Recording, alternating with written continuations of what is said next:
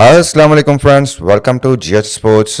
आप आज इस ट्रांसमिशन के अंदर लाइव ट्रांसमिशन देख रहे हैं, जिसके अंदर हम डिस्कस करेंगे बाबर आजम और मोहम्मद रिजवान की परफॉर्मेंसेस से रिलेटेड। हम लोग जो है ये आज की डिस्कशन आपके साथ जो है वो करेंगे। बाबर आजम और रिजवान जिस तरीके से परफॉर्म कर रहे हैं बीबीएल के अंदर, वो बड़ी परेशान कुन बात है पाकिस्तान सिलेक्शन कमेटी के लिए भी, और मैं समझता हूं बाबर और रिजवान खुद के लिए भी, क्योंकि अभी तक बाबर और रिजवान दोनों ने जो है वो 8 मैचेस खेले हैं अपनी टीम्स के लिए, लेकिन हमें उन दोनों की तरफ से कोई इतनी मुतासर कुन परफॉर्मेंसेस नज़र नहीं आई हैं। बात करें हम रिजवान की, जिन्होंने 8 मैचेस खेले हैं अपनी टीम मेलबर्न रेनिगेट्स के लिए। 8 मैचेस के अंदर 8 बार उन्होंने बैटिंग के लिए आए हैं। 167 रन उन्होंने सिर्फ स्कोर किए हैं। 20.87 का उनका एवरेज है 8 मैचेस के अंदर, और 101.82 के स्ट्राइक रेट से उन्होंने ये सारे रन्स स्कोर किए हैं। कोई उनके पास मतलब कोई उन्होंने 50 स्कोर नहीं की, 100 तो बहुत दूर है, 50 भी उन्होंने स्कोर नहीं की। ऑल्दो उनको स्टार्ट्स मिले हैं, उन्होंने 41 की इनिंग खेली है, 30 की इनिंग खेली है कंसिस्टेंटली, लेकिन उसको कन्वर्ट नहीं कर सक रहे। इवन लास्ट मैच में भी हमने देखा गया कि रिजवान को जो है वो उनके कैप्टन थे, उन्होंने जो है वो रिटायर्ड आउट करवा दिया। उनको जो है विकेट से वापस बाहर बुलवा लिया, क्योंकि वो उस तरीके से स्ट्राइक नहीं कर सक रहे थे जिस तरीके से मेलबर्न रेनिगेट्स को ज़रूरत थी। और कल का बहुत इंपॉर्टेंट मैच था मेलबर्न रेनिगेट्स के लिए जीतना, क्योंकि अगर वो जीतते तो टूर्नामेंट के अंदर वो क्वालिफायर्स की रेस के लिए मौजूद होते। लेकिन अनफॉर्चुनेटली वो कल मैच हार गए, और जिसकी वजह से वो भी टूर्नामेंट से बाहर हो गए। अभी तक बीबीएल के अंदर 3 टीम्स बाहर हुई, जिसमें सिडनी थंडर्स बाहर हो गए। अनफॉर्चुनेटली वो क्वालिफायर्स की रेस के लिए मौजूद होते, लेकिन अनफॉर्चुनेटली वो कल मैच हार गए, और जिसकी वजह से वो भी टूर्नामेंट से बाहर हो गए। अभी तक बीबीएल के अंदर 3 टीम्स बाहर हुई, जिसमें सिडनी थंडर्स, मेलबर्न रेनिगेट्स और एडिलेड स्ट्राइकर्स, जो कि मैं समझता हूं कि टूर्नामेंट से बाहर हो चुकी हैं। खैर, हम बाबर पे ही आते हैं, बाबर की परफॉर्मेंस की बात करते हैं। बाबर ने भी 8 मैच खेले हैं। 8 मैच खेल के उन्होंने 8 इनिंग्स के अंदर 154 रन्स बनाए हैं। 25.64 का जो है उनका 66 का जो है उनका जो है वो एवरेज है। स्ट्राइक रेट की अगर बात करें तो 104.05 का उनका स्ट्राइक रेट है, और उन्होंने 250 जो हैं अपने ये रन स्कोर करने के लिए की।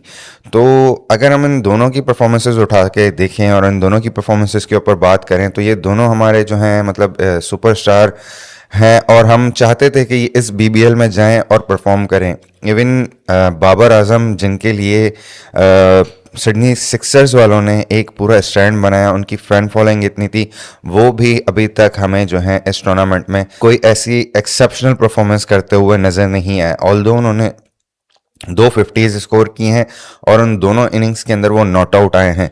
लेकिन अगर हम बात करें उनके स्ट्राइक रेट की, इनकी एवरेज की, तो एवरेज बहुत बिलो पार है। अगर आप इतने टॉप टियर प्लेयर हैं तो आपका एवरेज भी उसके हिसाब से होना चाहिए था। आपको एटलीस्ट 8 मैचेस के अंदर 250, 300 ना भी जाएं, लेकिन एटलीस्ट आपको 250 रन से प्लस स्कोर करने चाहिए थे। आपने सिर्फ 2 बार जो है 50 क्रॉस की है, और उसके अलावा कोई हमें इनिंग्स इनकी तरफ से देखने को नहीं मिली। और बहुत सारी इनिंग्स मतलब गालबन 1 या 2 इनिंग के अंदर जो है डबल फिगर्स में गए। 4 इनिंग्स मैं समझता हूँ जिसके अंदर ये सिंगल फिगर में आउट हो गए हैं। इन कंपैरिजन रिजवान जिन्होंने स्टार्ट अच्छे लिए, लेकिन वो उस तरह स्ट्राइक रेट के साथ उसको स्टार्ट को लेके ना चल सके। उनका स्ट्राइक रेट बहुत ही मतलब T20 क्रिकेट के स्टैंडर्ड के हिसाब से बहुत ज़्यादा लो है, क्योंकि T20 क्रिकेट फास्ट क्रिकेट है। और रिजवान और बाबर आजम दोनों का जिस तरह का स्टाइल है वो T20 क्रिकेट को मैच नहीं करता है। रिजवान कंटिन्यूसली जो है मतलब हमने यही बात की आपसे कि वो 30-40 रन की इनिंग खेल रहे हैं, लेकिन कन्वर्ट नहीं कर सक रहे। स्ट्राइक रेट भी लो है, एवरेज भी उनका लो है। तो ये मैं समझता हूँ कि पाकिस्तान टीम के लिए जो है, पाकिस्तान मैनेजमेंट के लिए, रिजवान तो ऑलरेडी पाकिस्तान के मैनेजमेंट की नज़रों के अंदर T20 से बाहर वो हो चुके हैं। उनकी परफॉर्मेंसेस जो हैं वो पाकिस्तान टीम की सिलेक्शन के लिए कंसिडरेशन में वैसे भी मतलब इतनी ज़्यादा नहीं होती। बाबर आजम जो एक्सपेक्टेड हैं कि T20 वर्ल्ड कप का हिस्सा होंगे, तो ये एक बड़ी परेशान कुन बात है कि बाबर आजम जो हैं इस BBL के अंदर जो है परफॉर्म नहीं कर सक रहे। इवन श्रीलंका की सीरीज़ के अंदर भी बाबर आजम का नाम होना था, लेकिन पाकिस्तान और ऑस्ट्रेलिया की मैनेजमेंट या बोर्ड्स के बीच में जो भी बात हुई, उस बात के बाद बाबर आजम को ये टूर्नामेंट खेलने के लिए जो है वो छोड़ दिया गया था, रिलीज़ कर दिया गया था। उनको उनका नाम जो है वो श्रीलंकन टीम के लिए नहीं दिया गया था। तो मैं समझता हूँ कि बाबर आजम के पास अपॉर्चुनिटी उन लोगों ने यहाँ पे उनको दी हुई थी कि आप यहाँ पे खेलें, यहाँ परफॉर्म करें, लेकिन बाबर आजम जो है उस तरह परफॉर्म नहीं कर सके। थोड़ी सी सिलेक्शन कमेटी की भी अब नज़र होगी, ऑब्वियस सी बात है, क्योंकि आपने जिस प्लेयर को एक लीग खेलने के लिए छोड़ा है तो आपने उसकी परफॉर्मेंस भी मॉनिटर कर रहे होंगे। तो ये बाबर आजम के लिए भी बड़ी परेशान करने वाली बात होनी चाहिए। जिस तरह वो खेल रहे हैं, अपना नेचुरल गेम बिल्कुल ही चेंज कर दिया है उन्होंने, मतलब नेचुरल गेम नहीं खेल रहे वो थोड़ा सा जाते हैं और एग्रेसिव स्टार्ट करना शुरू कर देते हैं। मतलब समझ नहीं आ रहा मुझे कि आप जिस तरह के प्लेयर हैं, जो आपका स्टाइल है, खेलने का स्टाइल है, आप उसको चेंज क्यों कर रहे हैं ऐसी, मतलब या आपके ऊपर मैनेजमेंट की तरफ से प्रेशर है? अगर नहीं है, क्योंकि मैं समझता हूँ कि मैनेजमेंट तो नहीं कह रही होगी कि आप जो है इतनी जल्दी करें, या जो भी मतलब जो आप इतना एग्रेसिव स्टार्ट लेने के चक्कर में, उन्होंने तो आपको अगर बोलना होता तो उस वक्त आपसे ये बात करते जिस वक्त आपने अपनी दोनों 50 स्कोर की थी। उन्होंने, मैं नहीं समझता उनकी तरफ से कोई आपको इंस्ट्रक्शंस होंगी। ये आप किस वजह से अपना गेम स्टाइल चेंज कर रहे हैं? क्या ऐसा रीज़न है? आपने अपना नेचुरल गेम छोड़ दिया। आपका एक काम है कि आप टाइम लेते हैं विकेट के ऊपर, आप टाइम लेने के बाद सेट होते हैं, उसके बाद आप आहिस्ते आहिस्ते अपनी इनिंग्स को कन्वर्ट करते हैं। बड़ी इनिंग के अंदर जब आपको इनिशियल स्टार्ट मिल जाता है और आपका स्ट्राइक रेट हमने देखा है कि आप उसको कन्वर्ट कर जाते हैं अच्छे स्ट्राइक रेट में, in the end of the inning आप जब सेट हो जाते हैं, एक मैच के अंदर आप बड़ा अच्छा सेट हुए और उसके बाद सेट होने के बाद आपने अपनी विकेट थ्रो कर दी, जिसके अंदर टारगेट भी कोई इतना ज़्यादा नहीं था, तो आपके उस रैश शॉट की ज़रूरत थी नहीं। तो ये चीज़ें मैं समझता हूँ कि आपको भी समझनी चाहिए। मैं तो यहाँ से बैठ कर देख रहा हूँ, मुझे नहीं पता कि यहाँ ग्राउंड कंडीशंस क्या होती हैं, ग्राउंड की सिचुएशंस क्या होती हैं, लेकिन जो चीज़ हमें नज़र आ रही है हम लोग उसके ऊपर ही आपसे बात करेंगे, क्योंकि हमें पता है कि आप किस तरह के प्लेयर हैं। हम आपको परफॉर्म करता हुआ देखना चाहते हैं, लेकिन आप जिस तरीके से कंटिन्यूसली फेल हो रहे हैं, ये हमारे लिए भी डिसहार्टनिंग है। हम लोग आपको क्रिटिसाइज़ नहीं करना चाहते, आप हमारे स्टार्स हैं, आप लोग हमारी शान हैं, लेकिन फिर भी अगर आप लोगों की परफॉर्मेंसेस उठा के देखी जाए तो बहुत सारी चीज़ें ऐसी होती हैं जो हम लोग आपसे एक्सपेक्ट नहीं कर रहे होते, लेकिन फिर भी आप लोग वो कर जाते हैं, जिसकी वजह से हमें बड़ी तकलीफ होती है और हम लोगों को फिर आपके अगेंस्ट बातें करनी पड़ती हैं। बाबर आजम को ये चीज़ जो है, मैं समझता हूँ कि वर्ल्ड कप से पहले रियलाइज़ कर लेनी चाहिए, क्योंकि बाबर आजम के ऊपर हम लोग एज अ व्यूअर या एज अ स्पेक्टेटर बहुत ज़्यादा जो है वो रिलाय करते हैं कि बाबर आजम मिडिल ऑर्डर में आएंगे और पाकिस्तान टीम को फतुहात की तरफ लेके जाएंगे। लेकिन अगर यही फॉर्म आपकी रही तो मैं समझता हूँ कि हम लोग तो यहाँ पे ऑलरेडी परेशान हैं ही हैं, सारे जितने भी लोग हैं, कि बाबर आजम जिस फॉर्म के अंदर खेल रहे हैं, लेकिन उसके बाद आपकी सिलेक्शन के अंदर भी बड़ा इशू आ जाएगा। आपका जो बैटिंग ऑर्डर नंबर है पाकिस्तान टीम के अंदर, वो 1 डाउन आते हैं बैटिंग करने। हमने देखा है कि सलमान अली आगा जो कि 5वें नंबर पे खेल रहे थे, जब उन्होंने खुद को प्रमोट किया 1 डाउन पे, तो उनकी भी एक अलग परफॉर्मेंस हमें नज़र आई। सलमान अली आगा भी हमें एक डिफरेंट मूड में नज़र आए, डिफरेंट प्लेयर नज़र आए। तो आपके लिए भी मतलब थोड़ी सी परेशानियां बन सकती हैं। तो हम तो यही चाहेंगे कि आप अच्छे से अच्छा परफॉर्म करें, बिग बैश लीग में भी परफॉर्म करें, अपनी टीम के लिए, सिडनी सिक्सर्स के लिए भी परफॉर्म करें, जिन्होंने आपको इतनी ज़्यादा इज्जत दी। आपने उनको इन रिटर्न क्या दिया? उन्होंने आपको, आपके लिए एक पूरा स्टैंड बना दिया। आपने उनको, मतलब इवन अभी टूर्नामेंट बाकी है, सिडनी सिक्सर्स आगे क्वालिफाई करेगी, उम्मीद है हमें कि आपकी टीम जो है वो क्वालिफाई करे। लास्ट मैच भी अगर हम बात करें तो मतलब आपकी तरफ से हमें इस तरह परफॉर्म नहीं नजर आए। हम उस बाबर आजम को देखना चाहते हैं जिस बाबर आजम ने पाकिस्तान से खेलते हुए 300 किए हैं, जिसने पाकिस्तान से खेलते हुए इतनी एक्सेप्शनल परफॉर्मेंस दी, जिसने पाकिस्तान से खेलते हुए इंडिया के अगेंस्ट उस बाबर और रिजवान ने जो है 150 प्लस स्कोर जो है वो विदाउट लूजिंग एनी विकेट 2021 के अंदर चेस किया था। हम वो बाबर आजम और रिजवान को देखना चाहते हैं, ना कि ये बाबर आजम और रिजवान जो इस वक्त हमें नज़र आ रहे हैं। ऐसा लग ही नहीं रहा कि ये वही बाबर आजम और रिजवान है जो हमने पाकिस्तान की तरफ से खेलते हुए देखे थे। आपको मैं मतलब बिग बैश लीग आपको इतनी इज्जत दे रही है, आपको वो कहीं किसी प्लेयर से रिप्लेस नहीं करती, लेकिन उसके बाद भी आपकी इतनी गैर जिम्मेदाराना बैटिंग और इतनी गैर जिम्मेदाराना अप्रोच की वजह से मतलब हम लोगों को दुख हो रहा है। मैनेजमेंट ने तो बोला था, सिडनी सिक्सर्स के बयान आए थे शुरू में कि हम बाबर आजम को कोई भी मैच बाहर नहीं बिठाएंगे, लेकिन as a spectator, as a viewer हम लोगों को काफ़ी दुख होता है जब आप इस तरह से आउट होके चले जाते हैं।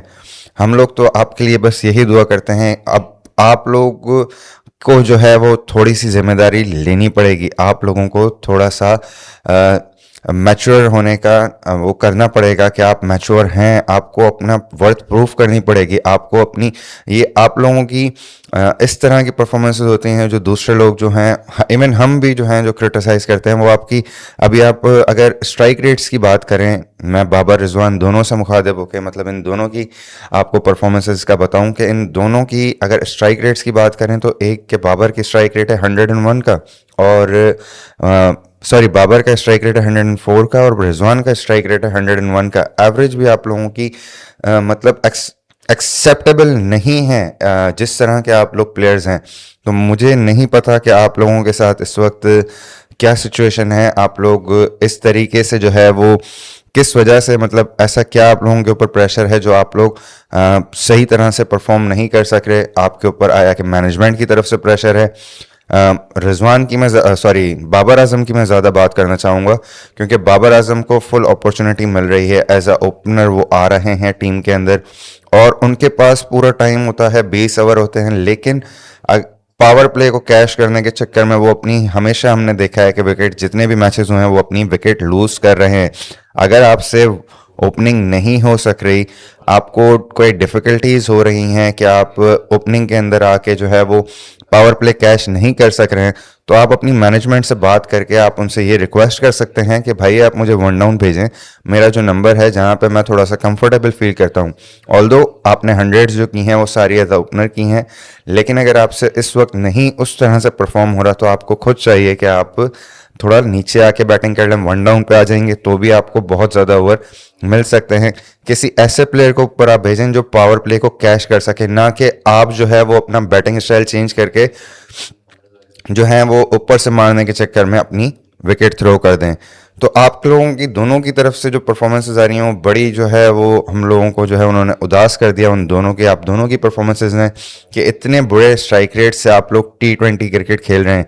अगर आप लोगों से मतलब आप लोगों को, हम लोगों को तो अब ये फील होने लग गया है कि आप लोग जो है अभी T20 खेलने के लायक ही नहीं रह गए हैं। मतलब जिस तरह से आपकी परफॉर्मेंसेस हैं BBL के अंदर, आप दोनों के मैचेस की बात करें तो 8 मैचेस के अंदर रिजवान के 167 रन हैं, सिर्फ 20 की एवरेज है। बाबर आजम की बात करें 8 मैचेस के अंदर 154 रन हैं, जिसमें 2 बार वो नॉट आउट आए हैं, जिसकी वजह से उनकी एवरेज 25 के करीब है, वरना वो भी बिलो 20 होती। खैर वो एक अलग चीज़ है, लेकिन आप दोनों के स्ट्राइक रेट जो सबसे ज़्यादा कंसर्निंग चीज़ है, जो सब ने आपका टारगेट किया हुआ था, आप लोग पाकिस्तान की तरफ से भी बहुत अच्छी परफॉर्मेंसेस कर रहे थे, लेकिन यही वो रीज़न है जो पाकिस्तान की अवाम आप दोनों को एक साथ टीम के अंदर नहीं देखना चाहती थी।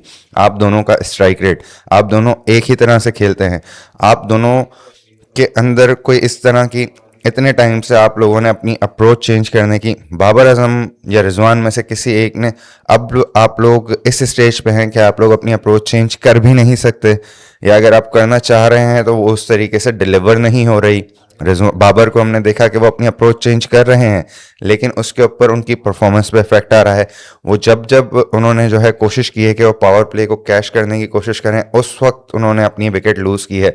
आप चाहे पहले मैच से उठा के देखें जो उनका 12 ओवर का मैच हुआ था, उस वक्त से अगर अभी तक भी आप उठा के देखें, लास्ट मैच जो बाबर आजम ने खेला है, जो बारिश की नज़र हो गया था, उस मैच में भी बाबर आजम का स्ट्राइक रेट क्या था, किस तरह से उनको एक स्टार्ट के लिए वो थे कि मैं जो है पावर प्ले के अंदर जो है ऊपर से रन्स बनाने की कोशिश करूं, लेकिन उनका वो गेम नहीं है, वो उनका नेचुरल गेम नहीं है, तो वो उसके अंदर कामयाब नहीं हो रहे और बार बार जो है वो अपनी विकेट लूज कर देते हैं, जिसकी वजह से मैं सिर्फ एक ही बात कहूंगा कि दोनों एंड से जो आपको क्रिटिसिज्म मिल रहा है, सामने वाले की जब दूसरी तरफ से हमें ज़्यादा क्रिटिसिज्म मिलता है तो हमें और गुस्सा आता है कि हम लोग आप लोगों के लिए इतनी सारी चीज़ें, इतनी पॉजिटिव बात करते हैं, लेकिन सामने से जो क्रिटिसिज्म आता है ना, वो इस तरह का होता है कि फिर हम लोगों को थोड़ा सा दुख होता है कि आप लोग हमारे स्टार हैं, आप दोनों प्लेयर्स हमारे सुपरस्टार रह चुके हैं, आप दोनों प्लेयर्स ने हमारे लिए बहुत ज़्यादा परफॉर्मेंसेस की हैं, रिजवान, बाबर।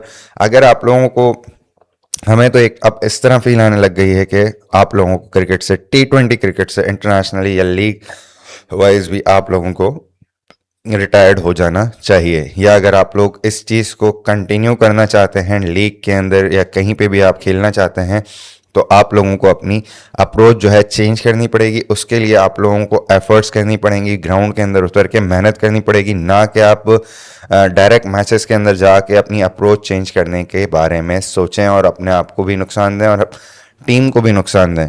और ये मतलब मैं समझता हूँ कि पाकिस्तान टीम के लिए बहुत ही ज़्यादा कंसर्निंग टीम है, चीज़ है कि बाबर आजम जिसके ऊपर इतना ज़्यादा रिलाय किया जा रहा है, वो आउट ऑफ फॉर्म है going into the world cup.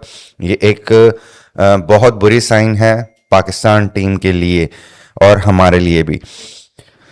अच्छा जी, तो इसके ऊपर इससे ज़्यादा अगर हम आपको बता दें, इससे ज़्यादा हम आपसे क्या, मतलब मुझे तो समझ नहीं आ रहा है इससे ज़्यादा मैं क्या बात करूं। बाबर की परफॉर्मेंस और रिजवान की परफॉर्मेंस के ऊपर बड़ी डिसअपॉइंटिंग एक चीज़ हमारे सामने जो है वो है कि इतने हमारे सुपरस्टार्स जो हैं वो मैच के अंदर खेलने के बावजूद भी परफॉर्म ना कर सके। और कल जिस तरह से रिजवान को विल सुदरलैंड जो मेलबर्न रेनिगेट्स के कैप्टन थे उन्होंने ग्राउंड से बाहर बुलाया, मैं यकीन करें कि मुझे खुद यहाँ से कितना बुरा लग रहा था मैं आपको बता नहीं सकता। तो उस प्लेयर के साथ क्या हो रही होगी जो इंटरनेशनल लेवल पे इतना परफॉर्म कर चुका है और वो उसको ग्राउंड से बाहर बुला लिया है।